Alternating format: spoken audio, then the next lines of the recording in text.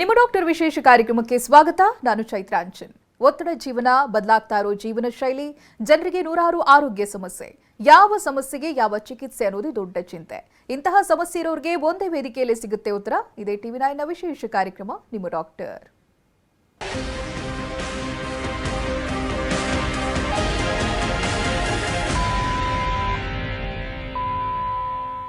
ಮನುಷ್ಯನ ದೇಹವನ್ನ ಜರ್ಜರಿತಗೊಳಿಸುವ ಕಾಯಿಲೆಗಳಲ್ಲಿ ಆರ್ಥ್ರೈಟಿಸ್ ಅಂದ್ರೆ ಸಂಧಿವಾತ ಕೂಡ ಒಂದು.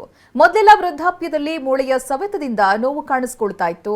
ಮೂಳೆಗಳ ಸವೆತದಿಂದ ಬೆನ್ನು, ಮಂಡಿ ಮತ್ತೆ ಸೊಂಟ ಭಾಗದಲ್ಲಿ ನೋವು ಕಾಣಿಸಿಕೊಳ್ಳುವುದು ಆರ್ಥ್ರೈಟಿಸ್ ರೋಗದ ಲಕ್ಷಣ. ಆಧುನಿಕ ಜೀವನ ಶೈಲಿ ಮತ್ತೆ ಕ್ಯಾಲ್ಸಿಯಂ ಕೊರತೆಯಿಂದ ಆರ್ಥ್ರೈಟಿಸ್ ಕಾಣಿಸಿಕೊಳ್ಳುತ್ತೆ. ಆರ್ಥ್ರೈಟಿಸ್ ನೋವುಕಾರಕ ಕಾಯಿಲೆನೇ ಇರಬಹುದು, ಆದರೆ ಸರಿಯಾದ ಮುನ್ನೆಚ್ಚರಿಕೆ ವಹಿಸಿದ್ರೆ ಈ ಕಾಯಿಲೆಯಿಂದ ದೂರ ಆಗಬಹುದು. ಅಲ್ಲದೆ ಸಮರ್ಪಕ ಚಿಕಿತ್ಸೆ ಪಡೆಯುವುದರಿಂದ ಈ ನೋವಿನಿಂದ ಮುಕ್ತಿ ಹೊಂದಬಹುದು. ಹಾಗಾದ್ರೆ ನಮ್ಮ ಹೋಮಿಯೋಪತಿಯಲ್ಲಿ ಆರ್ಥ್ರೈಟಿಸ್ಗೆ ಇರುವಂತಹ ಚಿಕಿತ್ಸೆಗಳೇನು, ಎಷ್ಟು ವಿಧವಾದ ಆರ್ಥ್ರೈಟಿಸ್ಗಳಿವೆ, ಈ ಬಗ್ಗೆ ಸಂಪೂರ್ಣ ಮಾಹಿತಿಯನ್ನು ನೀಡೋದಕ್ಕೆ ನಮ್ಮ ಜೊತೆಗಿದ್ದಾರೆ ನಮ್ಮ ಹೋಮಿಯೋಪತಿಯ ವೈದ್ಯರಾದ ಡಾಕ್ಟರ್ ಮೇಘನಾ. ಬನ್ನಿ ಅವರೊಂದಿಗೆ ಮಾತನಾಡೋಣ. ನಮಸ್ತೆ ಡಾಕ್ಟರ್, ಕಾರ್ಯಕ್ರಮಕ್ಕೆ ಸ್ವಾಗತ ನಿಮಗೆ. ನಮಸ್ತೆ. ಮೊದಲಾಗಿ ಆರ್ಥ್ರೈಟಿಸ್ ಅಂದ್ರೆ ಏನು ಅಂತ ವಿವರಿಸೋದಾದ್ರೆ? ಓಕೆ, ಈ ಕಾಲದಲ್ಲಿ ತುಂಬ ಕೇಳ್ತಾ ಇದ್ದೀವಿ ಆರ್ಥ್ರೈಟಿಸ್ ಸಮಸ್ಯೆ. ಅದೇ ಇಂಡಿಯಾದಲ್ಲಿ ನೋಡೋದಾದರೆ ಸುಮಾರು 22% 39% ಜನರಲ್ಲಿ ಹೇಳೋದಾದರೆ 100 ಜನದಲ್ಲಿ 20-40 ಜನ ಈ ಆರ್ಥ್ರೈಟಿಸ್ ಸಮಸ್ಯೆಯಿಂದ ಬಳಲ್ತಾ ಇರ್ತಾರೆ. ಏನು ಈ ಆರ್ಥ್ರೈಟಿಸ್ ಸಮಸ್ಯೆ ಅನ್ನೋದೇ ಆದರೆ, ಆರ್ಥ್ರೈಟಿಸ್ ಹೆಸರೇ ಹೇಳುತ್ತೆ. ಆರ್ಥೋ ಅಂದರೆ ಜಾಯಿಂಟ್ಸ್ ಅಥವಾ ಮೂಳೆಗಳು, ಐಟಿಸ್ ಅಂದರೆ ಇನ್ಫ್ಲಮೇಷನ್. ಮೂಳೆಗಳಲ್ಲಿ ನೋವು, ಊತ ಅಥವಾ ಕೆಂಪಗಾಗೋದನ್ನು ನಾವು ಆರ್ಥ್ರೈಟಿಸ್ ಸಮಸ್ಯೆ ಅಂತ ಹೇಳ್ಬೋದು. ಇದರಲ್ಲಿ ಸುಮಾರು ವಿಧಗಳಿದೆ. ಅದರಲ್ಲಿ ಯಾವ್ದ್ಯಾವುದು ಅಂತ ನಾವು ಹೋಗ್ತಾ ತಿಳ್ಕೊಳ್ಳೋಣ. ಓಕೆ ಡಾಕ್ಟರ್, ಬಹುಶಃ ಸಿಂಪ್ಟಮ್ಸ್ಗಿಂತ ಮುಂಚಿತವಾಗಿ ಟೈಪ್ಸ್ ಬಗ್ಗೆ ತಿಳ್ಕೊಂಡ್ರೆ ಅನುಕೂಲ ಆಗುತ್ತೆ. ಯಾವ ಟೈಪ್ಸ್ ಮೇಲೆ ಯಾವ ರೀತಿ ಸಿಂಪ್ಟಮ್ಸ್ ತೋರಿಸ್ಕೊಳ್ಳುತ್ತೆ ಅಂತ. ಎಷ್ಟು ವಿಧವಾದಂತ ಆರ್ಥ್ರೈಟಿಸ್ ನೋಡಬಹುದು ನಾವು? ಹೇಳೋದಾದ್ರೆ 100ಕ್ಕಿಂತ ಜಾಸ್ತಿ ವಿಧವಾದ ಆರ್ಥ್ರೈಟಿಸ್ಗಳಿದೆ. ಆದರೆ ಕಾಮನ್ ಆಗಿ ಕಾಣಿಸ್ಕೊಳ್ಳುವಂಥದ್ದು ನಮ್ಮಲ್ಲಿ ಒಂದು 8 ಥರದ ಹೇಳ್ಬೋದು. ಈ ಆರ್ಥ್ರೈಟಿಸ್ ಸಮಸ್ಯೆ ಏನು ಅಂತ ತಿಳ್ಕೊಳ್ಳೋ ಮುಂಚೆ ಅದ್ರದ್ದು ಜಾಯಿಂಟ್ಸ್ ಅಂದ್ರೆ ಏನು, ಅದ್ರದ್ದು ಪಾರ್ಟ್ಸ್ಗಳೇನು ಅದನ್ನ ತಿಳ್ಕೊಳ್ಳೋಣ. ಜಾಯಿಂಟ್ ಕ್ಯಾಪ್ಸುಲ್ ಅಂತ ಹೇಳ್ತೀವಿ. ಇವಾಗ ಒಂದು ಆರ್ಗನ್ ಅಂತ ಹೇಗೆ ಹೇಳ್ತೀವೋ ಹಾಗೆ ಮಂಡಿಗಳನ್ನ ನಾವು ಮಸ್ಕ್ಯುಲೋಸ್ಕೆಲಿಟಲ್ ಸಿಸ್ಟಮ್ ಅಂತ ಹೇಳ್ತೀವಿ. ಅದರಲ್ಲಿ ಜಾಯಿಂಟ್ ಕ್ಯಾಪ್ಸುಲ್ ಬಂದ್ಬಿಟ್ಟು ಸಪೋರ್ಟಿಂಗ್ ಸಿಸ್ಟಮ್. ಅದರಲ್ಲಿ ಲಿಗಮೆಂಟ್ಸ್ ಇರ್ಬೋದು, ಟೆಂಡಾನ್ಸ್ ಇರ್ಬೋದು, ಜಾಯಿಂಟ್ಸ್ ಇರ್ಬೋದು, ಅದಕ್ಕೆ ಸಪೋರ್ಟಿವ್ ಆಗಿ ಬರೋವಂಥ ಮಸಲ್ಸ್ಗಳಿರ್ಬೋದು. ಇದನ್ನು ಪೂರ್ತಿಯಾಗಿ ನಾವು ಜಾಯಿಂಟ್ ಕ್ಯಾಪ್ಸುಲ್ ಅಂತ ಹೇಳ್ತೀವಿ. ಈ ಸಪೋರ್ಟಿಂಗ್ ಸಿಸ್ಟಮಲ್ಲಿ ಇನ್ಸ್ಟೆಬಿಲಿಟಿ ಕಾಣಿಸ್ಕೊಂಡಾಗ ಆಗುವಂಥದ್ದು ಈ ಸಮಸ್ಯೆ. ಹೇಳೋದಾದರೆ ಸಹಜವಾಗಿ ನಾವು ನೋಡ್ತಾ ಇದ್ದೀವಿ ಆಸ್ಟಿಯೋ ಆರ್ಥ್ರೈಟಿಸ್ ಅಂತ. ಆಸ್ಟಿಯೋ ಅಂದರೆ ಮೂಳೆ, ಅದರಿಂದ ಆಗುವಂಥ ನೋವು. ಅದರಲ್ಲಿ 2 ವಿಧ ಇದೆ, ಪ್ರೈಮರಿ ಆಸ್ಟಿಯೋ ಆರ್ಥ್ರೈಟಿಸ್ ಮತ್ತು secondary osteo arthritis. Primary osteo arthritis ಅಲ್ಲಿ ಏನಾಗುತ್ತೆ, ಯಾವುದೇ ಕಾರಣಗಳಿಲ್ದಲೇ ನೋವು ಕಾಣಿಸ್ಕೊಳ್ಳುವಂಥದ್ದು. ಮಂಡಿ ಆಗಿರ್ಬೋದು, ಸೊಂಟ ಆಗಿರ್ಬೋದು, ಭುಜ ಆಗಿರ್ಬೋದು, ಈ ಕಡೆಯಲ್ಲಿ ಕಾಣಿಸ್ಕೊಳ್ಳುವಂಥದ್ದನ್ನ ನಾವು ಆಸ್ಟಿಯೋ ಆರ್ಥ್ರೈಟಿಸ್ ಅಂತ ಹೇಳ್ತೀವಿ. ಹಾಗೇನೆ ಯಾವುದಾದ್ರೂ ಕಾರಣಗಳಿಂದ ನೋವು ಕಾಣಿಸ್ಕೊಂಡಾಗ ಅದನ್ನು ನಾವು ಸೆಕೆಂಡ್ರಿ ಆಸ್ಟಿಯೋ ಆರ್ಥ್ರೈಟಿಸ್ ಅಂತ ಹೇಳ್ತೀವಿ. ಅದರಲ್ಲಿ ಸಹಜವಾಗಿ ಬರುವಂಥದ್ದು ನೀ ಮತ್ತು ಹಿಪ್ ಜಾಯಿಂಟ್. ಇನ್ನು ಬೇರೆದೇ ಹೇಳೋದೇ ಆದರೆ ರುಮಟಾಯ್ಡ್ ಆರ್ಥ್ರೈಟಿಸ್. ಇಲ್ಲಿ ದೊಡ್ಡ ಮೂಳೆಗಳು ಅಲ್ದಲೇ ಚಿಕ್ಕ ಮೂಳೆಗಳ ಇನ್ವಾಲ್ವ್ಮೆಂಟ್ ಇರುತ್ತೆ. ಬೆಳಿಗ್ಗೆ ಎದ್ದ ಕೂಡಲೇ ನನಗೆ ಕೈ ಹಿಡ್ಕೊಳಂಗಾಗತ್ತೆ, ಕೈ ಆಡ್ಸೋಕ್ಕಾಗಲ್ಲ, ಅಥವಾ ಬೆರಳುಗಳಲ್ಲಿ ನೋವು ಕಾಣಿಸ್ಕೊಳ್ಳೋದನ್ನ ನಾವು ರುಮಟಾಯ್ಡ್ ಆರ್ಥ್ರೈಟಿಸ್ ಅಂತೀವಿ. ಹೆಸರುಗಳು ಒಂದೇ ಆದರೂ ಕೂಡ ಅದ್ರ ಬ್ಯಾಕ್ಗ್ರೌಂಡ್ ಬರೋ ಕಾರಣಗಳು ಬೇರೆ ಬೇರೆ ಇರುತ್ತೆ. ರುಮಟಾಯ್ಡ್ ಆರ್ಥ್ರೈಟಿಸಲ್ಲಿ ಏನಾಗುತ್ತೆ, ಅನುವಂಶಿಕವಾಗಿ ಬರುವಂಥ ಕಾಯಿಲೆಗಳು. ಇದರಲ್ಲಿ ಏನಾಗುತ್ತೆ, ತಂದೆ ತಾಯಿಗೆ ಈ ಕಾಯಿಲೆ ಇರುತ್ತೆ, ಇದು ಮಕ್ಕಳಿಗೆ ಬರುವಂಥದ್ದು. ಏನಾಗುತ್ತೆ, ಇದರಲ್ಲಿ ನಮ್ಮ ವಿರುದ್ಧನೇ ಹೋರಾಟ ಮಾಡುವಾಗ ಆಗುವಂಥದ್ದು ರುಮಟಾಯ್ಡ್ ಆರ್ಥ್ರೈಟಿಸ್. ಇದನ್ನು ನಾವು ಆಟೋ ಇಮ್ಯೂನ್ ಡಿಸಾರ್ಡರ್ ಅಂತ ಹೇಳ್ತೀವಿ. ಓಕೆ ಡಾಕ್ಟರ್, ಇನ್ನು ಬಹಳಷ್ಟು ವಿಧಗಳನ್ನ ನಾವು ಕೇಳ್ತಾ ಇದ್ವಿ, ಗೌಟಿ ಆರ್ಥ್ರೈಟಿಸ್ ಅಥವಾ ವೈರಲ್ ಆರ್ಥ್ರೈಟಿಸ್ ಅನ್ನೋದು ಕೂಡ. ಸೊ ಇದು ಯಾರಲ್ಲಿ ಹೆಚ್ಚಾಗಿ ಕಾಣಿಸ್ಕೊಳ್ಳುತ್ತೆ, ಜೊತೆಗೆ ಅದರ ಸಿಂಪ್ಟಮ್ಸ್ ಯಾವ ರೀತಿಯಾಗಿ ತೋರಿಸ್ತಾ ಹೋಗುತ್ತೆ ಡಾಕ್ಟರ್? ಸಹಜವಾಗಿ ಆರ್ಥ್ರೈಟಿಸ್ ಸಮಸ್ಯೆ ಗಂಡಸರು ಮತ್ತು ಹೆಂಗಸರು ಅಂತ ನೋಡಿದಾಗ ಜಾಸ್ತಿಯಾಗಿ ಕಾಣಿಸ್ಕೊಳ್ಳೋದು ಲೇಡೀಸಲ್ಲಿ. ಒಂದು main cause for ladies is hormonal imbalances, maybe at the age of menses menarche or maybe at the age of menopause. ಈ ಟೈಮಲ್ಲಿ ಹಾರ್ಮೋನಲ್ ಇಂಬ್ಯಾಲೆನ್ಸಸ್ ಇರೋದ್ರಿಂದ ಹೆಣ್ಮಕ್ಳು ಸ್ವಲ್ಪ ಬೇಗ ಇದಕ್ಕೆ ಒಳಗಾಗ್ತಾರೆ ಗಂಡಸರಲ್ಲಿ ಕಂಪೇರ್ ಮಾಡೋದಾದರೆ. ಮತ್ತು ಅಗೇನ್ ಸ್ಪೆಸಿಫಿಕಲಿ ಹೋಗೋದ್ರಿಂದ ಈಗ ಆಸ್ಟಿಯೋ ಆರ್ಥ್ರೈಟಿಸ್ ಬಂದ್ಬಿಟ್ಟು ಹೆಂಗಸರಲ್ಲಿ ಕಾಮನ್ ಇದ್ದರೆ, ಗೌಟಿ ಆರ್ಥ್ರೈಟಿಸ್ ಅನ್ನೋದು ಬಂದ್ಬಿಟ್ಟು ಗಂಡಸರಲ್ಲಿ ಕಾಮನ್ ಇರುತ್ತೆ. And it keeps differing from person to person. Okay doctor, ಇವಾಗ ಸಿಂಪ್ಟಮ್ಸ್ ಅಂತ ಬಂದಾಗ ನೋವು ಬಂದಾಗಲೇ ಗೊತ್ತಾಗೋದಾ ತಮ್ಮಲ್ಲಿ ಆರ್ಥ್ರೈಟಿಸ್ ಕಂಡು ಬರ್ತಾ ಇದೆ ಅನ್ನುವಂಥದ್ದು, ಅಥವಾ ಬೇರೆ ರೀತಿಯಾಗಿ ಏನಾದರೂ ತೋರಿಸ್ಕೊಳ್ಳುತ್ತಾ, ಹೇಗೆ ಡಾಕ್ಟರ್? ಓಕೆ, ಫಸ್ಟ್ ಸಿಂಪ್ಟಮ್ ನಾವು ನೋಡೋದೇ ಆದರೆ ಜನರಲಿ ಕಾಣಿಸ್ಕೊಳ್ಳೋ ಅಂಥದ್ದು ನೋವು. ಆ ನೋವನ್ನ ನಾವು ಇಗ್ನೋರ್ ಮಾಡ್ತಾ ಹೋದಂಗೆ ಪ್ರೆಷರ್ ಜಾಸ್ತಿ ಆಗಿ ಅದರಿಂದ ಊತ ಬರುತ್ತೆ. ಮಂಡಿ ಮುಟ್ಟು ನೋಡಿದಾಗ ಬಿಸಿ ಆಗಿರೋವಂಥದ್ದು, ಕೆಂಪಾಗಿರುವಂಥದ್ದು, ಇದು ಕಾಮನ್ ಆಗಿರೋ ಆರ್ಥ್ರೈಟಿಸ್ ಲಕ್ಷಣಗಳು. ಅದೇ ಬೇರೆ ಬೇರೆ ನಾವು ಆರ್ಥ್ರೈಟಿಸಲ್ಲಿ ಹೋಗೋದೇ ಆದರೆ ಬೇರೆ ಬೇರೆ ಲಕ್ಷಣಗಳು ಬರ್ತಾ ಹೋಗುತ್ತೆ. ಇವಾಗ ನಾನು ಆಗಲೇ ಹೇಳಿದೆ ರುಮ್ಯಾಟೈಡ್ ಆರ್ಥ್ರೈಟಿಸ್ ಅಂತ. ರುಮ್ಯಾಟೈಡ್ ಆರ್ಥ್ರೈಟಿಸಲ್ಲಿ ನೋವು ಇದ್ದರೂ ಕೂಡ ಜಾಯಿಂಟ್ ಜಾಗಗಳು ಬೇರೆ ಇರುತ್ತೆ. ಆಸ್ಟಿಯೋ ಆರ್ಥ್ರೈಟಿಸಲ್ಲಿ ದೊಡ್ಡ ಜಾಯಿಂಟಲ್ಲಿ ಇದ್ದರೆ ರುಮ್ಯಾಟೈಡ್ ಆರ್ಥ್ರೈಟಿಸಲ್ಲಿ ಚಿಕ್ಕ ಜಾಯಿಂಟಲ್ಲಿ ನೋವಿರುತ್ತೆ. ಅದೇ ರೀತಿ ರಿಯಾಕ್ಟಿವ್ ಆರ್ಥ್ರೈಟಿಸಲ್ಲಿ ಶುರು ಆಗದೆ ಕಣ್ಣಲ್ಲಿ ಇನ್ಫೆಕ್ಷನ್ ಆಗಿತ್ತು, ಅದರ ನಂತರ ಜಾಯಿಂಟ್ ಪೇನ್ ಶುರು ಆಗ್ತಾ ಬಂತು. ಹೀಗೆ ಹೋಗ್ತಾ ಹೋಗ್ತಾ ಒಂದೊಂದು ಕಾಯಿಲೆ ಲಕ್ಷಣಗಳು ಒಂದೊಂದಾಗುತ್ತೆ. ಬಟ್ ಬೇಸಿಕಲಿ ಇರುವಂಥದ್ದು ನೋವು, ಊತ ಮತ್ತು ಬಿಸಿ ಆಗಿರುವಂಥದ್ದು ಮತ್ತು ಕೆಂಪಗಾಗಿರುವಂಥದ್ದು. ಓಕೆ ಡಾಕ್ಟರ್, ಇಲ್ಲಿ ಏಜ್ ಲಿಮಿಟ್ ಅಂತ ಏನಾದರೂ ಇದೆಯಾ? ಅರ್ಲಿ ಸ್ಟೇಜಲ್ಲಿ ಏನಾದರೂ ಆರ್ಥ್ರೈಟಿಸ್ ಕಂಡು ಬಂದರೆ ಅದನ್ನು ಯಾವ ಟೈಪ್ಗೆ ಹಾಕ್ತೀರಾ, ಹೇಗೆ ಅಂತ? ಏಜ್ ಲಿಮಿಟ್ ಪ್ರಶ್ನೆ ಒಳ್ಳೆ ಪ್ರಶ್ನೆ ಕೇಳಿದ್ರಿ ನೀವು. ಮುಂಚೆ ಇತ್ತು ಆರ್ಥ್ರೈಟಿಸ್ ಅನ್ನೋದು ಪೋಸ್ಟ್ 60 ಅಥವಾ ವಯೋಸಹಜವಾಗಿ ಬರುವಂಥದ್ದು ಅಂತ. ಇವಾಗೇನು ಹೇಳ್ತೀವಲ್ಲ, fast life, fast food and fast relief, ಯಾವುದು ಬೇಗ ವಾಸಿ ಆಗುತ್ತೋ ಅದರಿಂದ ಕಾಂಪ್ಲಿಕೇಶನ್ ಆಗಿ ಆರ್ಥ್ರೈಟಿಸ್ಗಳು ಡೆವಲಪ್ ಆಗ್ತಾ ಇದೆ. ಮುಂಚೆ ಹೇಳೋ ರೀತಿ ವಯೋಸಹಜ ಕಾಯಿಲೆ ಅನ್ನೋದು ಈಗ ಇಲ್ವೇ ಇಲ್ಲ. ಕೆಲವು ಆರ್ಥ್ರೈಟಿಸ್ 60+ ಬರೋದೇ ಆದರೆ ಕೆಲವು ಆರ್ಥ್ರೈಟಿಸ್ ಅಂಡರ್ 60 ಕಾಣಿಸ್ಕೊಳ್ಳುತ್ತೆ. ಕೆಲವು ಅಡಲ್ಟ್ಸನ್ಸ್ ಅಂದರೆ 20 to 40 ಇಯರ್ಸಲ್ಲೂ ಕೂಡ ಕಾಣಿಸ್ಕೊತಾ ಹೋಗುತ್ತೆ. ಓಕೆ ಡಾಕ್ಟರ್, ಇನ್ನು ಕಾರಣಗಳನ್ನು ನಾವು ನೋಡ್ತಾ ಹೋಗೋದಾದ್ರೆ ಅಗೇನ್ ಟೈಪ್ಸ್ ಮೇಲೆ ಡಿಪೆಂಡ್ ಆಗಿರುತ್ತೆ ಅನ್ನೋದಾಗಿ. ಸೊ ಟೈಪ್ನ ಮುಖಾಂತರವಾಗಿ ಕಾರಣಗಳು ಏನೇನಿರುತ್ತೆ ಅಂತ ವಿವರಿಸ್ತೀರಾ? ಓಕೆ, ಕೆಲವು ಹೆರಿಡಿಟಿ ಅಂತ ಹೇಳ್ಬೋದು, ಕೆಲವು ಜೆನೆಟಿಕ್ ಅಂತ ಹೇಳ್ಬೋದು, ಕೆಲವು ಆಟೋ ಇಮ್ಯೂನ್ ಅಂತ ಹೇಳ್ಬೋದು. ಕ್ಯಾಟಗರೈಸ್ ಮಾಡೋದೇ ಆದರೆ ಆಟೋ ಇಮ್ಯೂನಲ್ಲಿ ಬರೋವಂಥದ್ದು ಸೋರಿಯಾಟಿಕ್ ಆರ್ಥ್ರೈಟಿಸ್ ಮತ್ತು ರುಮ್ಯಾಟೈಡ್ ಆರ್ಥ್ರೈಟಿಸ್ ಅಂತ.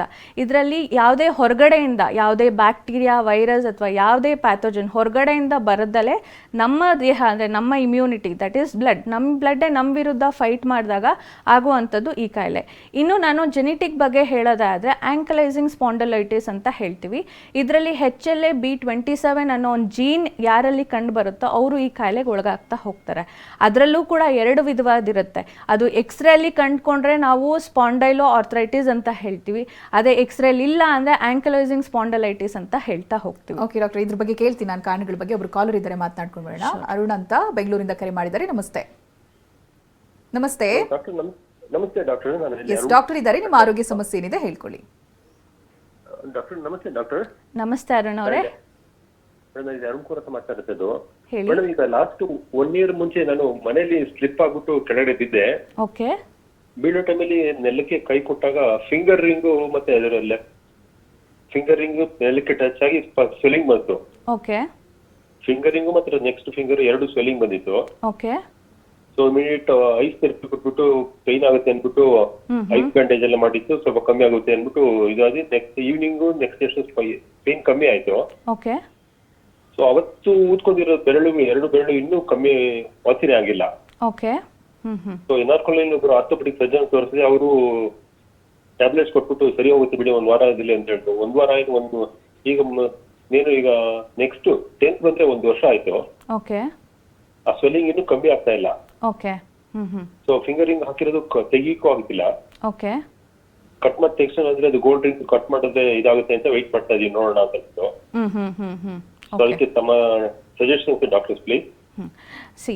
ಅಕ್ಯೂಟ್ ಇಂಜುರಿ ಅಂತ ಹೇಳ್ತೀವಿ ನಾವು. ನೀವು ಹೇಳ್ದಂಗೆ ಇದು 1 ವರ್ಷದಿಂದ ಇದೆ, 1 ವರ್ಷದಿಂದ ನಾನು ಇದೇ ನೋವಲ್ಲಿದ್ದೀನಿ ಅನ್ನೋದಾದರೆ ಫಸ್ಟು ನಾವು ರೂಲ್ ಔಟ್ ಮಾಡಬೇಕಾಗಿರೋದು, ಮುಂಚೆ ಏನಾದರೂ ಫ್ರ್ಯಾಕ್ಚರ್ ಆಗಿ ಅದು ಮಾಲ್ ಯೂನಿಯನ್ ಅಂದರೆ ಕರೆಕ್ಟಾಗಿ ಕೂಡ್ಕೊಂಡಿಲ್ವಾ ಅದನ್ನೆಲ್ಲ ನಾವು ಎಕ್ಸ್ರೇ ಮುಖಾಂತರ ಕಂಡ್ಕೋಬೋದು. ಅದಕ್ಕೆ ಇಷ್ಟು ದಿನ ನೀವು ತೊಗೊಂಡಿರೋದು ಪೇನ್ ಕಿಲ್ಲರ್ಸೇ ಇರುತ್ತೆ. ಪೇನ್ ಕಿಲ್ಲರ್ ತೊಗೊಂಡಾಗ ನೋವು ಕಡಿಮೆ ಆಗುತ್ತೆ, ಊತ ಕಡಿಮೆ ಆಗುತ್ತೆ, ಮತ್ತೆ ಬರ್ತಾ ಇದೆ ಅಂದರೆ ಅದನ್ನು ನಾವು ಮೋಸ್ಟ್ಲಿ ಸೆಕೆಂಡ್ರಿ ಆರ್ಥ್ರೈಟಿಸ್ ಅಂತ ಹೇಳ್ಬೋದು. ಅಂದರೆ ಯಾವುದೋ ಒಂದು ಕಾರಣ ಇದೆ, ಟ್ರಾಮಾ ಇದೆ ಅಥವಾ ಫಾಲ್ ಇದೆ, ಇಂಜುರಿ ಇದೆ, ಇದ್ರ ನಂತರವಾಗಿ ದೇಹ ಅದನ್ನು ಆಕ್ಸೆಪ್ಟ್ ಮಾಡ್ಕೊಳ್ದಲೇ ಇದ್ದಾಗ ಆಗಿರುವಂಥ ಲಕ್ಷಣಗಳು. ಇದನ್ನು ಆದಷ್ಟು ಬೇಗ ಕಂಡುಕೊಳ್ಬೇಕಾಗತ್ತೆ. ಇಲ್ಲ ಅಂದರೆ ಅದು ಡಿಫಾರ್ಮಿಟಿ ಆಗಿ ಚೇಂಜ್ ಆಗ್ಬೋದು, ಮೂಳೆ ವಕ್ರವಾಗಿ ಬೆಳೆಯೋದು ಅಥವಾ ಮೂಳೆ ಶೇಪೇ ಚೇಂಜ್ ಆಗಬಹುದು. ಅದ್ರ ಮುಂಚೆ ಹತ್ತಿರ ಇರೋ ಶಾಖೆಗೆ ಹೋಗಿ ತೋರಿಸ್ಕೊಳ್ಳಿ, ಡಾಕ್ಟರ್ ಕನ್ಸಲ್ಟ್ ಮಾಡಿ ಹೇಳ್ತಾರೆ. ಥ್ಯಾಂಕ್ ಯು ಅರುಣ್, ಕರೆ ಮಾಡಿದ್ದಕ್ಕೆ. ಡಾಕ್ಟರ್, ಈ ರೀತಿಯೂ ಆಗುತ್ತಾ ಪ್ರೀವಿಯಸ್ ಆಗಿರುವಂಥ ಆಕ್ಸಿಡೆಂಟ್ ಮತ್ತೆ ಆರ್ಥ್ರೈಟಿಸ್ ರೂಪ ಪಡ್ಕೊಳ್ಳೋದು ಹೇಗದೆ ಅಂತ? ಓಕೆ, ಜನರಲಿ ಜಾಯಿಂಟ್ಸ್ ಕೆಲಸನೇ ವೆಯ್ಟ್ನ ಬೇರ್ ಮಾಡೋಂಥದ್ದು, ವೇರ್ ಆ್ಯಂಡ್ ಟೇರ್ ಅಂತ ಹೇಳ್ತೀವಿ ನಾವು.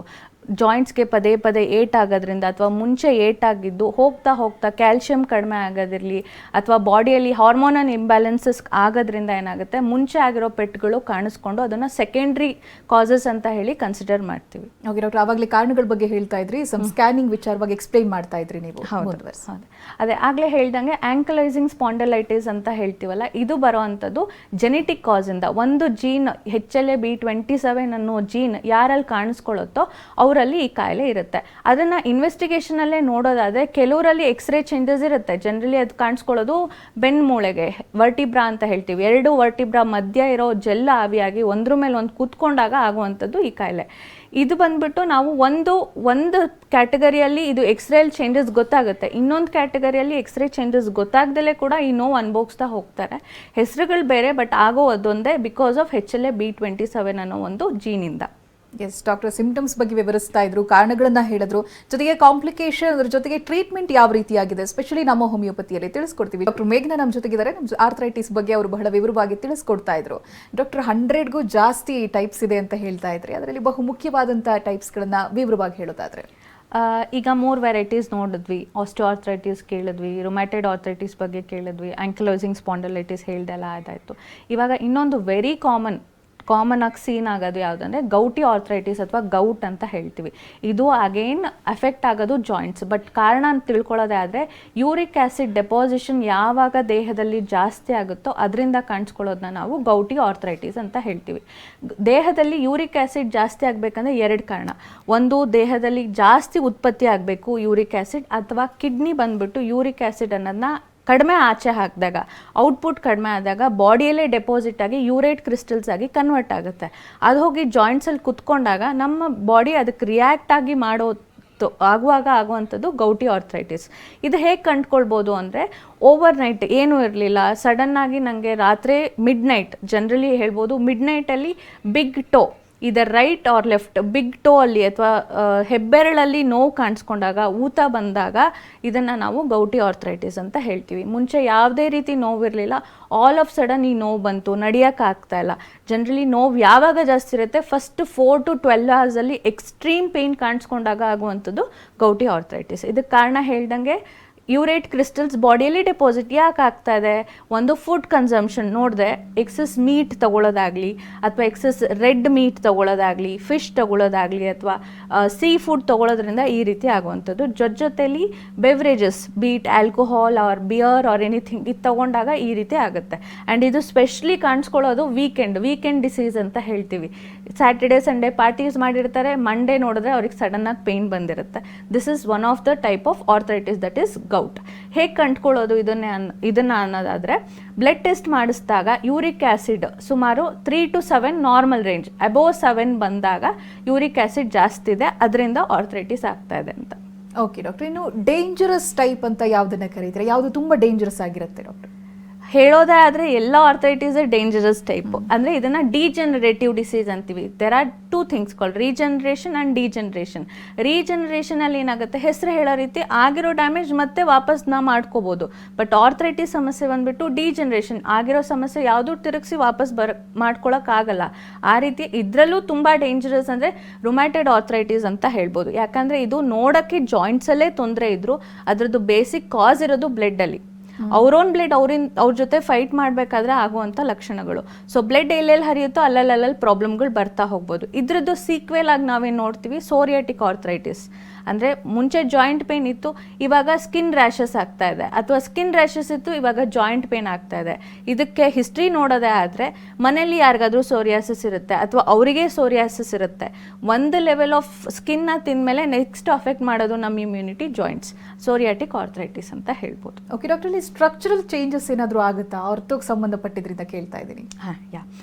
ಗ್ರೇಡ್ 1 ಗ್ರೇಡ್ 2 ಅಲ್ಲಿ ಅಷ್ಟೇನು ಮೇಜರ್ ಚೇಂಜಸ್ ಆಗಿರೋದಿಲ್ಲ.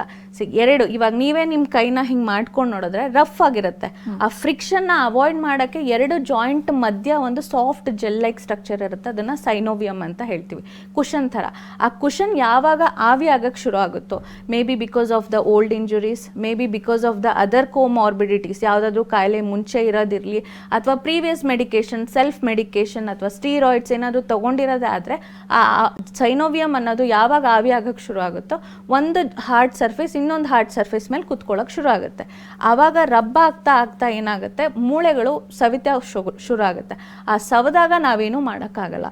ಬಟ್ ಸೈನೋವಿಯಮ್ ಏನು ಆವಿ ಆಗಿರುತ್ತಲ್ಲ ಅದನ್ನು ಮೆಲ್ಲಕ್ಕೆ ಕ್ರಮೇಣವಾಗಿ ಟ್ರೀಟ್ಮೆಂಟ್ ಮುಖಾಂತರ ವಾಪಸ್ ತಗೋಬೋದು. ಓಕೆ ಡಾಕ್ಟರ್, ಇನ್ನು ಕಾಂಪ್ಲಿಕೇಶನ್ ಅನ್ನು ವಿವರಿಸುವುದಾದ್ರೆ ಆರ್ಥ್ರೈಟಿಕ್ ಸಂಬಂಧಪಟ್ಟಂತೆ. ಕಾಂಪ್ಲಿಕೇಶನ್ ಅಗೇನ್ ಹೇಳ್ದಂಗೆ ಯಾವ್ಯಾವ ಟೈಪ್ ಆಫ್ ಆರ್ಥ್ರೈಟಿಸ್ ಇರುತ್ತೋ ಅದ್ರ ತಕ್ಕಂಗೆ ಕಾಂಪ್ಲಿಕೇಶನ್ಸ್ ಇರ್ತಾ ಹೋಗುತ್ತೆ. ಈಗ ಆಸ್ಟಿಯೋ ಆರ್ಥ್ರೈಟಿಸೇ ಹೇಳೋದಾದರೆ ಜನರಲಿ ಅಫೆಕ್ಟ್ ಆಗೋದು ಮಂಡಿ ಏನಕ್ಕೆ ಬೇಕು, ಎಲ್ಲ ರೀತಿ ರೇಂಜ್ ಆಫ್ ಮೋಷನ್ಗೆ ಬೇಕು. ಸೊ ಮಂಡಿನೇ ನಮಗೆ ತೊಂದರೆ ಕೊಡ್ತಾ ಇದೆ ಅಂದರೆ ನಾವು ಬೇರೆಯವ್ರ ಮೇಲೆ ಡಿಪೆಂಡ್ ಆಗ್ತೀವಿ. ಒಂದು ಡಿಪೆಂಡೆನ್ಸೀಸ್ ಜಾಸ್ತಿ ಆಗುತ್ತೆ, ಇನ್ನೊಂದು ಡಿಫಾರ್ಮಿಟೀಸ್ ಕೂಡ ಜಾಸ್ತಿ ಆಗ್ತಾ ಹೋಗುತ್ತೆ. ಇನ್ನು ನೆಕ್ಸ್ಟ್ ರುಮ್ಯಾಟೆಡ್ ಆರ್ಥ್ರೈಟಿಸ್ಗೆ ಹೇಳೋದಾದರೆ, ರುಮ್ಯಾಟೆಡ್ ಆರ್ಥ್ರೈಟಿಸ್ ಆಟೋ ಇಮ್ಯೂನ್ ಇರೋದ್ರಿಂದ ಬರೀ ಒಂದೇ ಸ್ಟ್ರಕ್ಚರ್ ಇನ್ವಾಲ್ವ್ ಇರಲ್ಲ, ಮಲ್ಟಿಪಲ್ ಸ್ಟ್ರಕ್ಚರ್ ಇನ್ವಾಲ್ವ್ಮೆಂಟ್ ಆಗ್ತಾ ಹೋಗುತ್ತೆ. ಇನ್ನು ಮೂರನೇದು ಗೌಟ್, ನಾನು ಹೇಳಿದೆ ಇದ್ರದ್ದು ಕಾರಣ ಬಂದ್ಬಿಟ್ಟು ಒಂದು ಎಕ್ಸಸ್ ಅಕ್ಯುಮುಲೇಷನ್ ಇರ್ಬೋದು ಅಥವಾ ಡಿಕ್ರೀಸ್ಡ್ ಔಟ್ಪುಟ್ ಇರ್ಬೋದು. ಇದರಿಂದ ಕಿಡ್ನಿ ಡ್ಯಾಮೇಜ್ ಕೂಡ ಆಗೋ ಚಾನ್ಸಸ್ ಇರುತ್ತೆ. Keeping all this aside, self ಮೆಡಿಕೇಷನಿಂದ ಕಾಂಪ್ಲಿಕೇಶನ್ಸ್ ಆಗೋದೇ ಜಾಸ್ತಿ. ನೋವು ಬಂತು, ನೋವಿಗೆ ಮಾತ್ರೆ ತಗೋತಾ ಇದ್ದೀರಾ. ಫಸ್ಟ್ ಆಫ್ ಆಲ್ ನೋವು ಯಾಕೆ ಬರ್ತಾ ಇದೆ? ನೋವು ಒಂದು ಲಕ್ಷಣ, ಒಳಗಡೆ ಆಗ್ತಾ ಇರೋ ತೊಂದರೆನ ಆಚೆ ಹಾಕೋಕ್ಕೆ ತೋರಿಸ್ಕೊತಾ ಇರೋದು ದೇಹ ನೋವು ಮುಖಾಂತರ. ಅದಕ್ಕೆ ನೀವು ನೋವಿಗೆ ಮಾತ್ರೆ ತಗೊಂಡು ಒಳಗಡೆ ಆಗ್ತಾ ಇರೋ ತೊಂದರೆಗೆ ನೀವು ಮಾತ್ರೆ ತಗೊಳ್ಳಿಲ್ಲ ಅಂದರೆ ನಾಳೆ ದಿನ ಜಾಸ್ತಿ ಆಗಿ ಬಂದರೂ ನಿಮಗೆ ನೋವು ಗೊತ್ತಾಗೋದಿಲ್ಲ. ಸೊ ಇದಕ್ಕೆ ಸೆಲ್ಫ್ ಮೆಡಿಕೇಷನ್ನೇ ಮೇನ್ ಕಾರಣ ಆಗ್ತಾ ಬರುತ್ತೆ. ಡಾಕ್ಟರ್, ಟ್ರಿಗರಿಂಗ್ ಫ್ಯಾಕ್ಟರ್ಸ್ಗಳು ಯಾವ್ದಾಗುತ್ತೆ ಅಂತ ಟೈಪ್ಸ್ ಮೇಲೆ?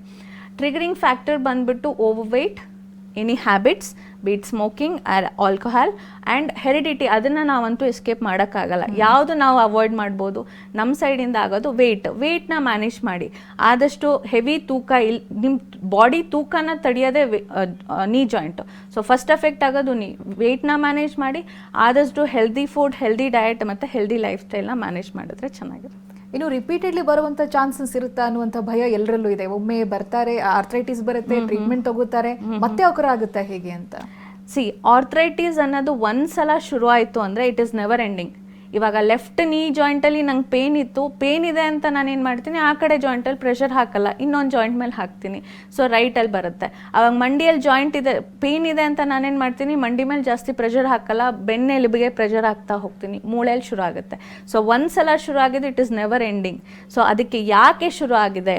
ನಮ್ಮ ಪದ್ಧತಿಯಲ್ಲಿ ಹೇಗೆ ಅಂದರೆ ನಾವು ಡೀಟೇಲ್ ಕೇಸ್ ಟೇಕಿಂಗ್ ತಗೋತೀವಿ. ಯಾಕೆ ಈ ರೀತಿ ಆಗ್ತಾ ಇದೆ, ಯಾಕೆ ಇವರಲ್ಲಿ ಕಂಡ್ಕೊತು, ಬರೀ ವಯೋಸಹಜ ಅನ್ನೋದಲ್ಲ, 16 ವರ್ಷದ ಹುಡುಗಲ್ಲೂ ಈ ರೀತಿ ಕಾಯಿಲೆಗಳು ಬರ್ತಾ ಇದೆ. ಯಾಕೆ ಈ ರೀತಿ ಬರ್ತಾ ಇದೆ ಅದನ್ನು ನಾವು ಪ್ರಿಕಾಸಿಟಿ ಅಂತ ಹೇಳ್ತೀವಿ. ಅಂದರೆ ವಯಸ್ಸಿಗೆ ಮುಂಚೆನೇ ಆಗುವಂಥದ್ದು.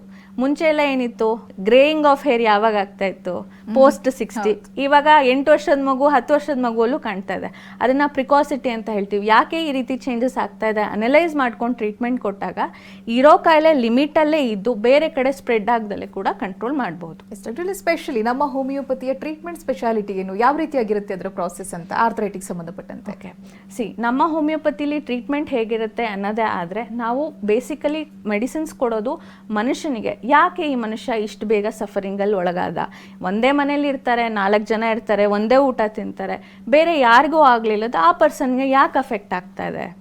ಯಾಕೆ ಅವ್ರ ದೇಹ ಬೇಗ ಈ ರೀತಿ ಸಿಂಪ್ಟಮ್ಸ್ನ ತೋರಿಸ್ತಾ ಇದೆ, ಪ್ರಿಕಾಸಿಟಿಗೆ ಒಳಗಾಗ್ತಾ ಇದೆ? ಅದನ್ನು ಅನಲೈಸ್ ಮಾಡಿಬಿಟ್ಟು ನಾವು ಕೊಡುವಂಥದ್ದು ಇಮ್ಯುನೋಜೆನೆಟಿಕ್ 6th ಜನರೇಷನ್ ಮೆಡಿಸಿನ್ಸ್ ಅಂತ. ಅದು ಮೋರ್ ಆಫ್ ಕಸ್ಟಮೈಸ್ಡ್. ಇವಾಗ ನಿಮಗೆ ಆರ್ಥ್ರೈಟಿಸ್ ಸಮಸ್ಯೆ ಇರಲಿ, ಇನ್ನೊಬ್ಬರಿಗೆ ಆರ್ಥ್ರೈಟಿಸ್ ಸಮಸ್ಯೆ ಇರಲಿ, ಇಬ್ಬರದ್ದು ಲಕ್ಷಣಗಳು ಬೇರೆ ಇರುತ್ತೆ, ಕಾರಣಗಳು ಬೇರೆ ಇರುತ್ತೆ. ಅದೇನು ಅಂತ ಅನಲೈಸ್ ಮಾಡಿ ಕೊಡ್ತಾ ಹೋಗೋದೇ ನಮ್ಮ ಹೋಮಿಯೋಪತಿಲಿರೋ ಟ್ರೀಟ್ಮೆಂಟ್. ಎಸ್ ಡಾಕ್ಟರ್, ಎಲ್ಲ ಡಾಕ್ಟರ್ಸು ಹೇಳ್ತಾರೆ ಲೈಫ್ ಸ್ಟೈಲ್ ಚೆನ್ನಾಗಿರ್ಬೇಕು, ಯಾವುದೇ ಕಾಯಿಲೆಯಿಂದ ಸರ್ವೈವ್ ಆಗ್ಬೋದು ಅಂತ. ನೀವೇನು ಸಜೆಸ್ಟ್ ಮಾಡ್ತೀರಾ ಆರ್ಥ್ರೈಟಿಸ್ ಇರುವಂಥ ಪೇಷಂಟ್ಗೆ ಯಾವ ರೀತಿಯಾಗಿರಬೇಕು lifestyle? Lifestyle modification plays a very major role. ಅದ್ರ ಜೊತೆಲಿ ಏನಾಗುತ್ತೆ, ಕೆಲವು ಕಾಯಿಲೆಗೆ ಮೆಡಿಕಲ್ ಇಂಟರ್ವೆನ್ಷನ್ ಬೇಕು. ಆರ್ಥ್ರೈಟಿಸ್ ಸಮಸ್ಯೆ ಬರೀ ಲೈಫ್ ಸ್ಟೈಲ್ ಚೇಂಜ್ ಮಾಡ್ಕೊಳ್ಳೋದ್ರಿಂದ ವಾಸಿ ಆಗಲ್ಲ. ಆಗಲೇ ಹೇಳಿದೆ, ಗೌಟಿ ಆರ್ಥ್ರೈಟಿಸ್ ನಾನು ಬರೀ ಲೈಫ್ ಸ್ಟೈಲ್ ಚೇಂಜ್ ಮಾಡ್ಕೋತೀನಿ, ವೆಯ್ಟ್ ರಿಡಕ್ಷನ್ ಮಾಡ್ಕೋತೀನಿ ಅಂದರೆ ಆಗೋದಿಲ್ಲ. ಜೊತೆಲಿ ಮೆಡಿಸಿನ್ಸು ಬೇಕಲ್ಲ. ಯಾಕೆ ಕಿಡ್ನಿ ಆಚೆ ಹಾಕ್ತಾ ಇಲ್ಲ, ಯಾಕೆ ಅಕ್ಯುಮುಲೇಟ್ ಆಗ್ತಾ ಇದೆ, ಅದಕ್ಕೊಂದು ಇಂಟರ್ವೆನ್ಷನ್ ಬೇಕಾಗುತ್ತೆ. ಸೊ ಕೆಲವು ಕಾಯಿಲೆಗಳಿಗೆ ಮೆಡಿಸಿನ್ಸ್ ಬೇಕು, ಕೆಲವು ಲೈಫ್ ಸ್ಟೈಲ್ ಮಾಡಿಫಿಕೇಷನ್ ಬೇಕು, ಆ್ಯಂಡ್ ಕೆಲವುದಲ್ಲಿ ಎರಡೂ ಬೇಕಾಗುತ್ತೆ. ಆವಾಗ ಹೀಲಿಂಗ್ ಆಗ್ತಾ ಹೋಗುತ್ತೆ. ಡಾಕ್ಟರ್, ಇವಾಗ ಆಫ್ಟರ್ 50 ಅಥವಾ 60 ಇದೇ ಆರ್ಥರೈಟಿಸ್ ಕಾಣಿಸ್ಕೊಂಡ್ರೆ ಗುಣಮುಖವಾಗಕ್ಕೆ ಬಹಳ ಸಮಯ ತಗೊಳುತ್ತೆ, ಹೇಗೆ ಏನ್ ಡಿಫ್ರೆನ್ಸ್ ಇರುತ್ತೆ ಅಂತ? ಓಕೆ, ಪೋಸ್ಟ್ 50 ಏನಾಗುತ್ತೆ, ದೇಹದಲ್ಲಿ ರೀಜನರೇಟಿವ್ ಪ್ರಾಪರ್ಟಿ ಅನ್ನೋದು ಕಡಿಮೆ ಆಗ್ತಾ ಹೋಗುತ್ತೆ. ಅಂದರೆ ಹೊಸದಾಗಿ ಸೆಲ್ ಉತ್ಪತ್ತಿ ಆಗೋದು ಸ್ವಲ್ಪ ಕ್ರಮೇಣವಾಗಿ ಕಡಿಮೆ ಆಗ್ತಾ ಬರುತ್ತೆ. ಆ್ಯಂಡ್ ಲೇಡೀಸಲ್ಲಿ ಸ್ಪೆಷಲಿ ಮೆನೋಪೋಸ್ 45 to 55 ಇಯರ್ಸ್, ನಾನು ಆಗಲೇ ಹೇಳಿದೆ, hormonal imbalances plays a very major role. So ಈ ಟೈಮಲ್ಲಿ ಏನಾದರೂ ತೊಂದರೆ ಆದರೆ ಆಗೋದೇ ಇಲ್ಲ ಅಂತ ನಾನು ಹೇಳ್ತಾ ಇಲ್ಲ, ಸ್ವಲ್ಪ ಸ್ಲೋ ಆಗುತ್ತೆ. ಅದೇ ಚಿಕ್ಕ ಮಕ್ಕಳಲ್ಲಿ ಒಂದು 20 ಇಯರ್ಸ್ 30 ಇಯರ್ಸಲ್ಲಿ ಬಂದರೆ ಹೀಲಿಂಗ್ ಬೇಗ ಆಗುವಂಥದ್ದು. ಎಸ್ ಡಾಕ್ಟರ್, ಇವತ್ತಿನ ಕಾರ್ಯಕ್ರಮದಲ್ಲಿ ಆರ್ಥರೈಟಿಸ್ ಬಗ್ಗೆ ಬಹಳ ವಿವರವಾಗಿ ಮಾಹಿತಿನ ತಿಳಿಸ್ಕೊಟ್ಟಿದ್ದೀರಿ, ಧನ್ಯವಾದಗಳು ನಿಮಗೆ. Thank you. ಇದುವರೆಗೂ ನಮ್ಮ ಜೊತೆಗಿದ್ದು ನಮ್ಮ ಹೋಮಿಯೋಪತಿಯ ವೈದ್ಯರಾಗಿರುವಂಥ ಡಾಕ್ಟರ್ ಮೇಘನಾ ಅವರು. ನೇರ ಭೇಟಿಗಾಗಿರುವಂಥ ವಿಳಾಸವನ್ನು ನೋಟ್ ಮಾಡಿಕೊಳ್ಳಿ.